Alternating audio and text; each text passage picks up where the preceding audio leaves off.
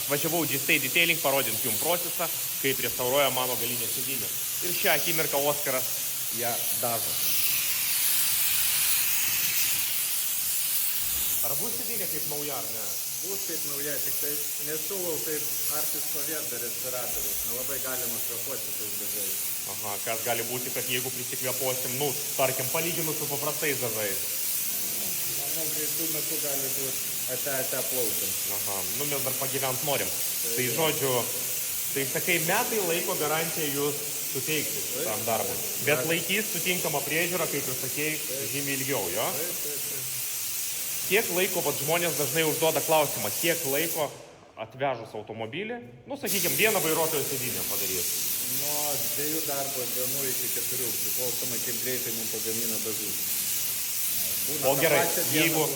O jeigu su dažais, dažai jau yra, sakykime, nu, ten iš anksto užsakom dažus, sakykime, atvežam automobilį, pastatom, vat, pilnai pastatytas jau. Kiek laiko? 2 dienas kažkur. 2 dienas kažkur. 3 gali būti, priklausomai nuo parašymo. Supratau, tai realiai 2-3 dienos jau turint medžiagas. Tai kaip ir greitai.